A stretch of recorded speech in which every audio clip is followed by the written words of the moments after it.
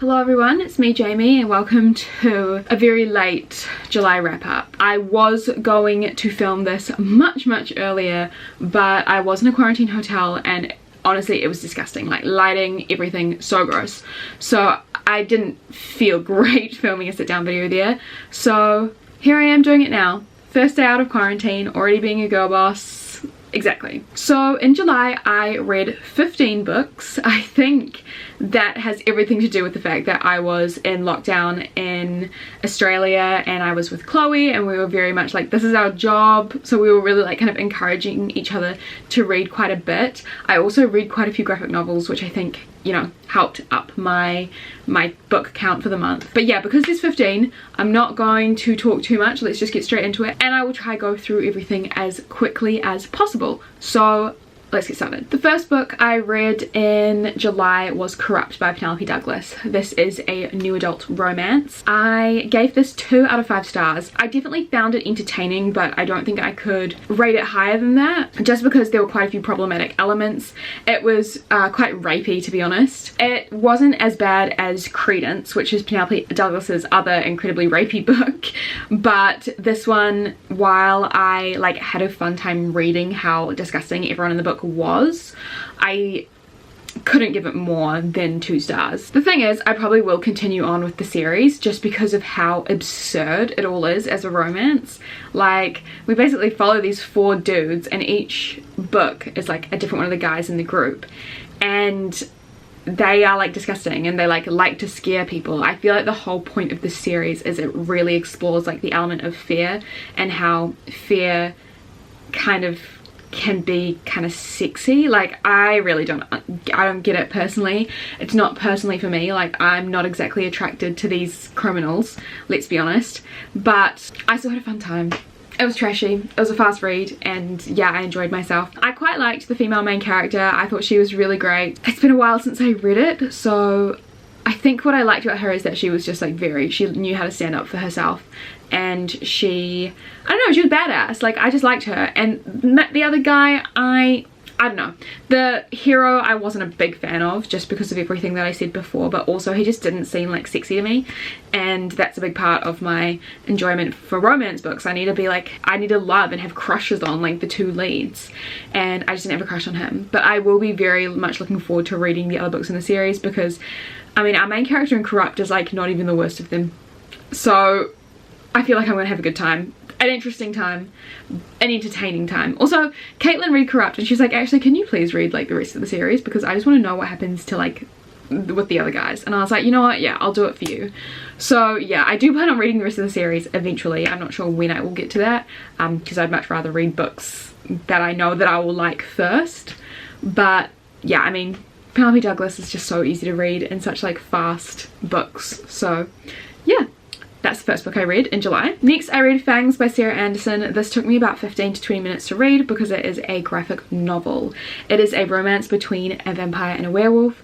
I absolutely loved the writing style of this. It was exactly my sense of humor. There's really not much else to say. Like, it was just a really nice, fast graphic novel. It felt like a warm hug. Like, I loved our 2 characters. I loved watching their romance. Even though it only took like 15 to 20 minutes, I feel like we watched their them falling in love with each other, and it was just so cute and I just loved it. And like, yeah, I just loved them both so much, and this book is really good. And if you're new to graphic novels, I feel like this is a really easy place to start because it's not too complicated. It's literally like most of the panels will have like 1 speech bubble on a page. Like, yeah, it was a really fast read, really nice, and I really enjoyed this and I think everyone should read it. And actually Chloe made me read this one and I read it in a reading vlog, so I'll link that reading vlog down below because yeah, I loved Fangs and I think I talked about it a little more in depth there. Next, I read Jiyoung, born 1982 by Choi.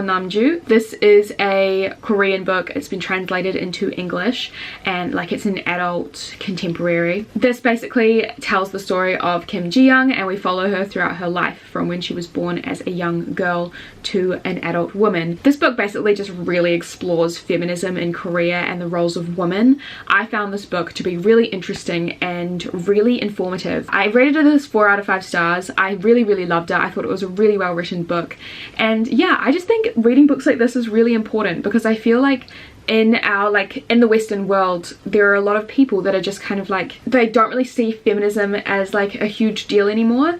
And I think reading this book was just really eye-opening to what it's like for other countries and cultures at the moment. Like, women still are like so much more disrespected, and not even in the way you would think. It's just like, in this book we follow this girl and her parents really wanted to have a boy because apparently boys are better.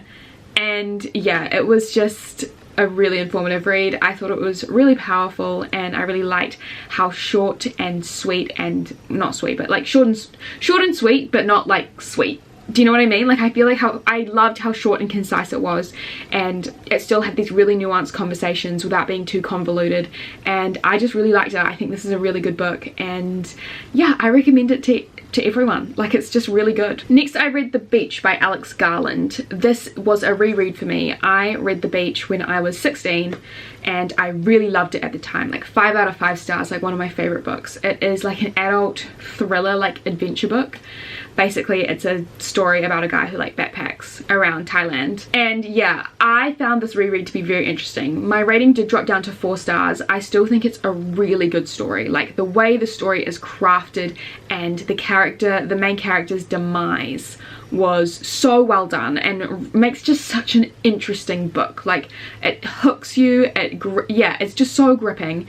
But I think it's important to acknowledge that while this book was written by a white man in the 90s, it still has some like problematic elements. Like, there was the use of the N-word quite early on. It was only once, but I still got a bit of a jolt because I was like, oh, I didn't remember that. And it was completely unnecessary, like really, really unnecessary. It just kind of rubbed me the wrong way. And obviously, like, I know it was a different time, but it's still like, that's no excuse. That's really no excuse, because in the 90s they knew that that was a slur, and it's used by white characters in the book. So it's like, yeah, did not like it. It's also an interesting book because it feels like I need to say, I love the story. This book will always hold like a good place in my heart, but also I think it's important to acknowledge the themes of the book. And basically, the plot summary is that Richard, our English backpacker, he finds this like map and talks to this guy who sends him on this journey with this French couple to go to this secret beach in Thailand. And they go out and they find it, and they find this small beach that has a really small civilization of people who just live on this beach away from the mainland, and they kind of create their own little like society, and the hierarchies that come with that, and the way humans behave when like their lives are in danger. It's all very interesting. But reading it again from a more educated perspective and not a 16-year-old perspective, I find it really interesting that it's a book about these white people who've gone to Thailand but then found a commune of white people and create this idyllic society of like, and civilization of just like the white backpackers. I'm not even sure if that's like a theme or a point of discussion, and it's like the author's saying it's fucked up. I think I need to do some research, but reading it with a more like educated eye, I was like, this is really interesting. This is and it's just something I didn't think of when I was 16, but it's something that I thought of when I was like reading it. And yeah, obviously this, in the book, this idyllic society is like not ideal at all. There's more than meets the eye, and things go horribly wrong, and the people are evil. Like, that's not a spoiler, that's just the plot of the book, and it like happens very soon, and people go a bit mad and a bit crazy because they're cut off from the rest of the world. So I don't know if it's a commentary on like white backpackers and like colonization and stuff like that. I really don't know, but yeah, I think I'm going to do some more reading up on this, because I'm really glad that I reread it, and I enjoyed my time rereading it, but it was interesting to pick up on these sorts of things. I don't know if I made any sense just then, so I'm going to move on to the next book that I read in July. But yeah, the next book I read in July was another graphic novel, and it was Mooncakes by Suzanne Walker. I ended up rating this 3 out of 5 stars just because I thought the art style was like lovely. It was fine, like can't fault anything with it, but I feel like because the story is basically a romance between a witch and a non-binary werewolf, it's a thick graphic novel, there's a lot of pages, and I feel like the romance was a little bit too instant for me. I just wanted to see a little bit more of that development, and everything was very fluffy and nice from the get-go, and that's just not me. I like a little bit of drama. And sure, this did have drama because it's also like fantasy, and there's also this like evil thing that they need to fight, this like evil demon thing, and I liked that aspect of it. I liked the fantasy world, and I liked the world of witches that the author and illustrator created. But like in terms of the romance, it just was like too much too soon, and I wanted to have more of that fantasy drama, which I feel like I didn't quite get. I also feel like the sense of humor in this book really wasn't for me. It relied heavily on puns and word plays, and I have never found a pun funny in my life. I just don't find them funny. Dad jokes, maybe a little sprinkle of them, and sometimes you might get a smirk out of me, but puns, it'll be a straight face for the rest of, like, all day. Like, I just don't find them funny. So the fact that there were like quite a lot of that kind of sense of humor, it just did not resonate with me, and I was just kind of like rolling my eyes flipping the pages. I still enjoyed the fantasy elements, I still enjoyed the art style, and I think this is a really nice graphic novel for other people to pick up, but I just feel like while I enjoyed it, I'm probably never going to read it again. And that's fine. I still thought it was lovely, and Chloe actually recommended this to me as well because she was like getting me into like more graphic novels and stuff like that, and I'm so glad she did, because now it's like reading a bunch of more graphic novels. Obviously before July I had only read the Heartstopper series, so now that I've read more, I kind of like know what I like and what works for me, and I'm really glad that I read it, because I've realized there are like so many different genres for graphic novels and so many different art styles, and yeah, I really liked it. I really liked the experience of reading it, even if I didn't love the book. Next, I read The Score by Elle. This is the third book in the off-campus series, and it is a new adult, like, college sports romance.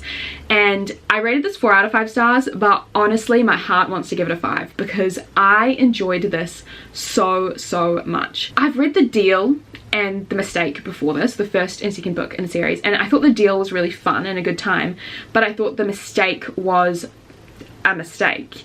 It wasn't good, it wasn't fun. Whereas The Score just like topped everything. Like, basically what I loved so much about it is that it's one of my favorite tropes of a playboy like turned good. Like, all of a sudden he's obsessed with this girl, he can't get her off his mind. Dean De Laurentiis, the hero in this book, is like my new boyfriend. I'm just obsessed with him. I'm never going to forget him. I'm never going to stop talking about him.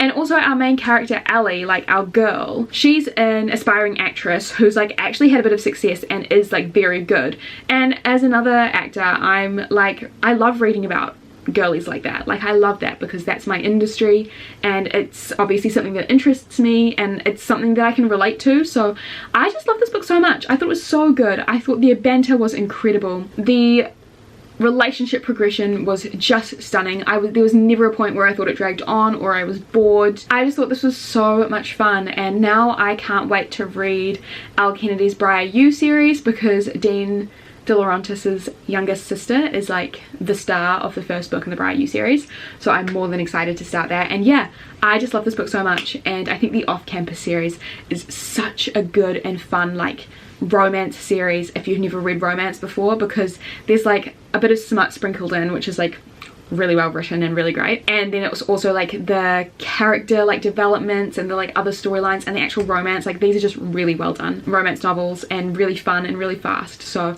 yeah, I couldn't recommend them more. When I say them, I mean the first and the third book, because 2 and 4 are kind of average, but yeah, The Score was just excellent. And then Caitlin read it and gave it 5 stars, and yeah, it's just so great. I love it so much. Exactly. The next book I read was a manga, and that is Waiting for Spring Volume 1. I read this because I kind of had to if I was living at Chloe's house. I feel like Waiting for Spring is like such on brand for Chloe, like it's books with Chloe brand, because I remember watching her reading these mangas over the past like 3 years with her on her channel, and I was finally at her house and like living there, and I was like, why would I not read Waiting for Spring?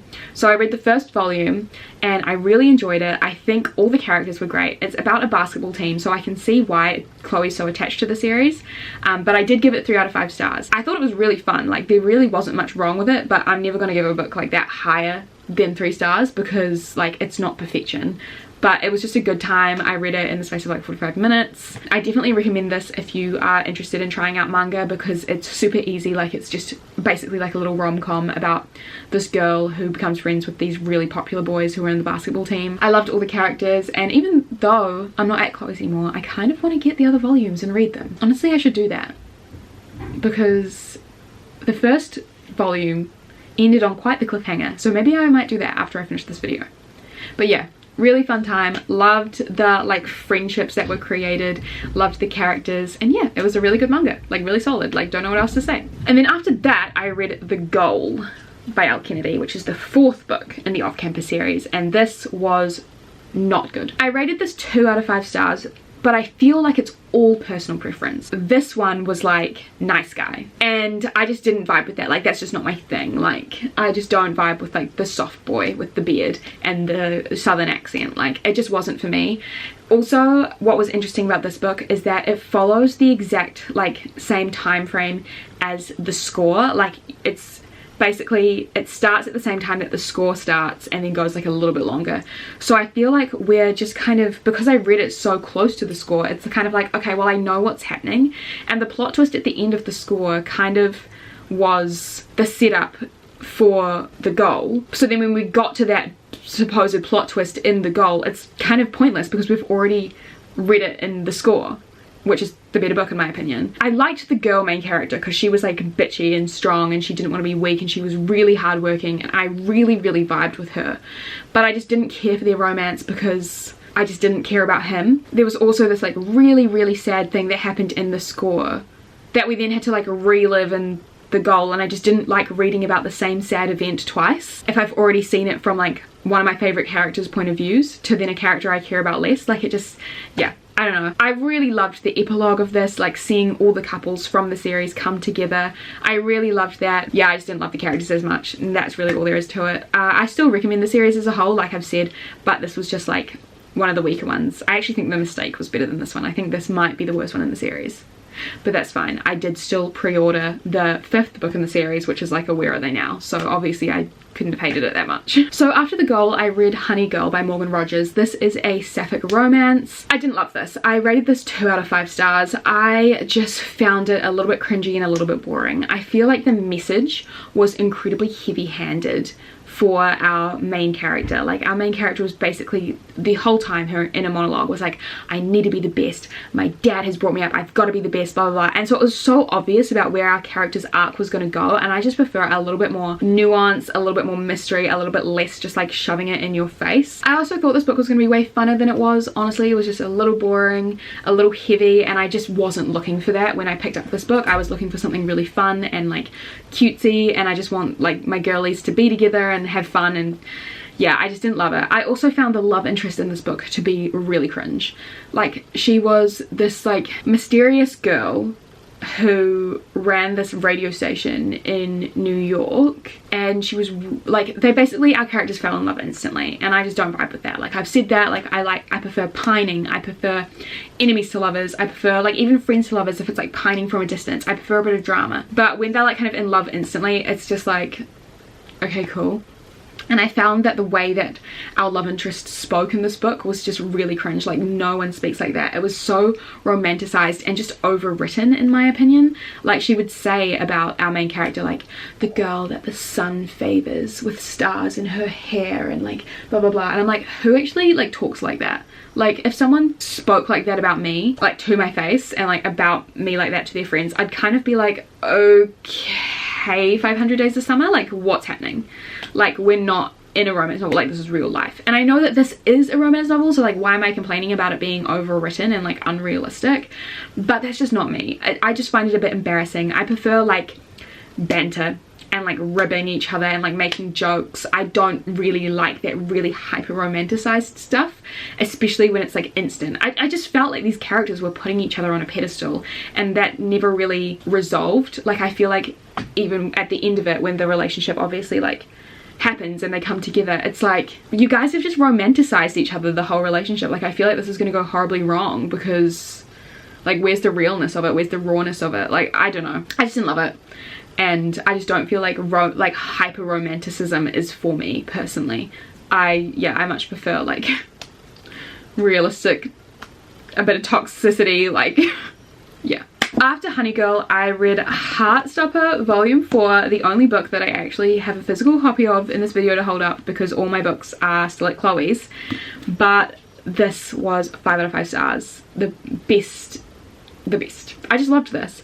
What I love about Alice Oseman is that like she creates this beautiful romance between these two teenage boys, but they also are going through such intense shit, and this was actually quite a heavy book. Charlie's journey in this was just so beautiful. I loved seeing the development of his character and learning more about his like mental health issues and his eating disorder. It was really intense, but just such a beautifully written book, and created some amazing discussions with Nick, who, you know, kind of has to deal with being like his boyfriend's therapist, like kind of having to be like, I can't help him and I don't know how to help him.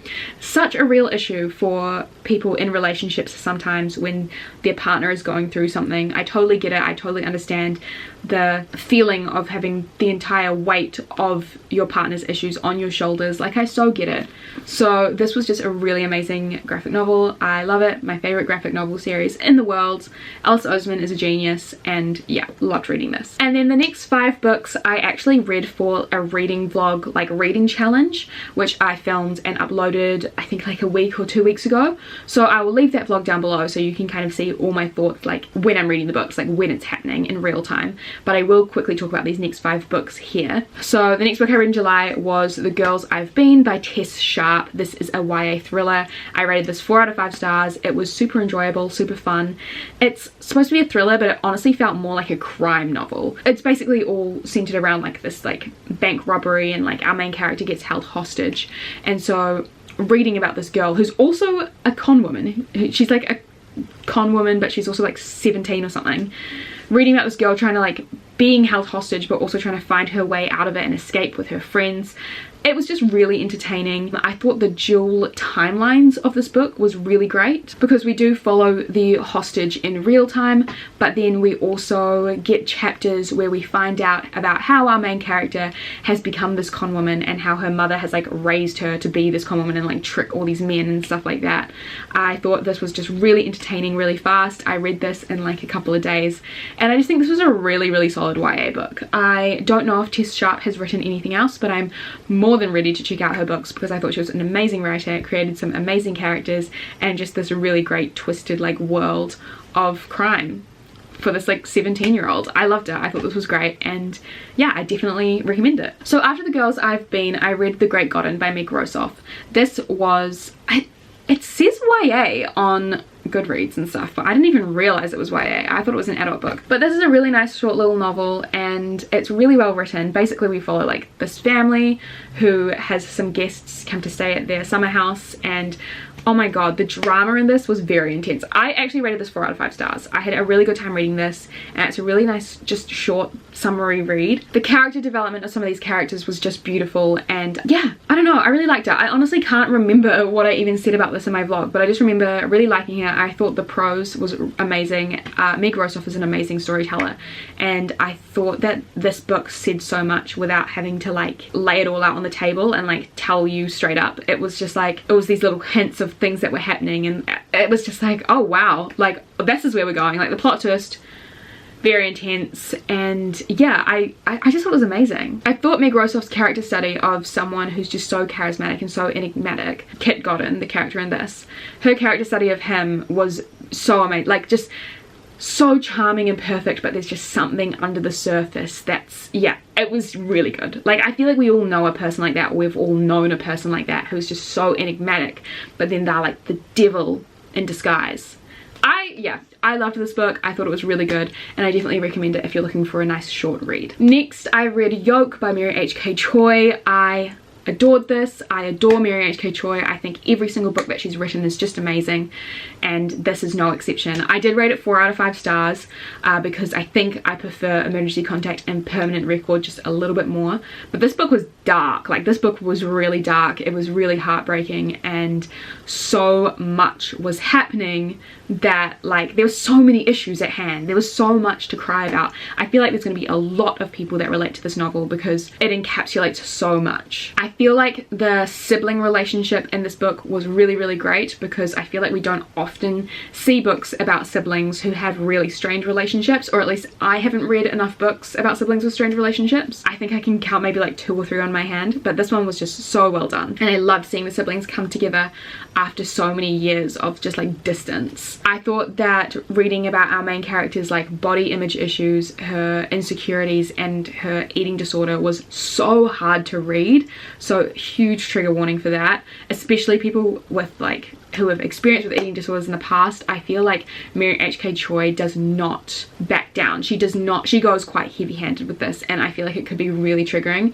But that's what I love about Mary H.K. Choi's writing, to be honest, is like we're inside her characters' heads and they are so real, and Mary H.K. Choi just writes human nature with such authenticity, and I just really respect her for that. I thought this book was just stunning, and my heart is always with all of her main characters because she writes them in a way where like they are so real and they do things that are so like oh my god, I'm cringing at your stupidity or your like bad decisions, but your heart is just with them because of how real they are, how multi-dimensional and faceted they are. And I just love Mary H.K. Choi. I recommend her 100% as a contemporary writer. For me, like, I don't want to sound pretentious, I don't want to sound elitist at all, but when people say they don't like Mary H.K. Choi because the characters are unlikable, I'm kind of like, no offense, you just don't get it. Like, if you get it, you get it. If you don't, you don't. And I'm sorry if that makes me sound like a psycho and it makes me sound like I think I'm better than anyone. I do not think that whatsoever. I just feel like I get it. Like, I get it. Like, I have been an awful person at times, and I'm not afraid to admit that because we're humans. We're selfish beings. We're judgmental beings. Like, it's human nature, and it takes work to overcome the things that we're taught in our teenage years. As an adult, it's hard work overcoming being a judgmental person from when you're a teenager, and the influences from like media around you and like these social media influences and celebrities. Like, it's hard to break the mindset of being like, especially if you've been in a toxic friend group. If you've been in a toxic friend group, you know. So yeah, I don't know, like, because I see so much of myself in all of Mary H.K. Choi's characters, because I'm not afraid to look at the ugly, disgusting parts of myself. I just love her so much, and I love this novel. After Yolk, I read All Girls by Emily Layden, which is a dark academia, and basically this one was really interesting. Every different chapter is about a different girl at this elite girls boarding school, and so it didn't really feel like this big linear story. There was one theme and one main thing that ran throughout the entire book, but it felt more like we were reading vignettes of life at this elite girls boarding school, while also kind of like with this overarching thing happening to the school. Like, the school's going through a scandal of this teacher who had had an affair with a student and had raped a student, basically. That's like the thing that's happening in the background. But then we follow all these different girls who I think everyone's linked very loosely, and basically seeing all these different perspectives of this scandal that's happening while we follow these girls' individual lives. I thought this was a really well written book. I really enjoyed this. I love reading about a big cast, and like, I saw it in Girl, Woman, Other, you know, like our characters like in Girl, Woman, Other, like in All Girls, are linked, but we stay with them for one chapter, and I just found that to be really beautiful. It's like little short stories, little like moments, anecdotes. I just loved it. I thought it was a really good book. I liked seeing all the different sides of like female nature and like all the different ways to be a teenage girl. Like, I just found it, there were so many stories and like characters that I found so relatable, and I just thought this was a really well written book. I loved it. And I also love boarding school settings. I also wouldn't say that this book is very triggering for sexual assault at all, because it's not something that's discussed very heavily. Like, it is discussed by our students, but we never follow the character who is like has been assaulted, or we never hear about it in detail. So I wouldn't say that this is a book that requires like those sorts of trigger warnings. Obviously, if it's something that you're super sensitive to and you can't even like read a mention of it, then I completely understand and maybe avoid this book. But it's definitely not as dark as something like My Dark Vanessa or The Way I Used to Be or anything like that. So I just wanted to put that out there if you were interested in this book but were worried about it. But yeah, loved this book, thought it was great, 4 out of 5 stars, excellent. And then the final book I read in July was Klara and the Sun by Kazuo Ishiguro, which is a science fiction novel. I love Kazuo Ishiguro's writing style. I absolutely love it, and this was just no exception. I rated this 5 out of 5 stars. It was so good. This is another book where I feel like you really need to, it's like it has to be open to interpretation. I would also say that this book is told with an unreliable narrator, because our narrator is Klara, who is an artificial intelligence. So she's also like brand new as well. So it's really about her figuring out the world. And so we see this unique world that Kazuo Ishiguro has created through her eyes, so we're kind of learning at the same time. I love that style of writing. I love when authors are a little bit mysterious. So I loved this book so much. Kazuo Ishiguro just has a really amazing way of telling a super powerful story with heaps and like creating these worlds that are so complex, but without like over explaining it or anything like that. Like, I just think Ishiguro is one of, you know, the most talented authors out there, the most talented writers. I just love his writing so much, and yeah, this book was just amazing. I'm definitely linking my vlog down below, guys, so I definitely recommend checking that out because you'll see me reading it in real time, and I explain way more of it there because it's one of those books that have sat with me but I feel like I can't explain. I don't know, I thought it was really good. I think figuring things out along with Klara was just really cool, and the plot twist, stunning, loved it, and really like heartbreaking ending but like bittersweet because Klara was just such a beautiful soul, even though she technically didn't have a soul because she's artificial, but I loved it so much. I loved it so much. Yeah, I'm a Klara in the Sun stan now. This is a Klara in the Sun fan account. I loved it. So those are all the books that I read in July. I hope you enjoyed this wrap up. If you are new to my channel and you're at the end of this video and you're like, what the hell, why didn't you talk about any plot summaries? I am just gonna say really quickly, I don't talk about plot summaries in my wrap ups because most of the time I talk about them in vlogs and TBRs and hauls, and I just want to avoid repetition, especially with books like Heartstopper. Like, you guys know what it's about. If something's like really niche, then maybe I might explain what it's about, but I feel like wrap-ups are a place for my thoughts. I don't like to waste like 2 minutes of each book talking about the plot summary. So yeah, so if you like that, then stick around, and if you don't, then that's okay, you don't have to watch my wrap-ups. But yeah, that is everything. Thank you so much for watching. I hope you enjoyed this super late wrap-up, and let me know down below if you agree with any of my thoughts on these books. We can have a discussion, let me know. And yeah, a reminder as well that all my socials are linked down below, and I will see you all very soon in another video. Bye! But she said, Cindy, don't cry.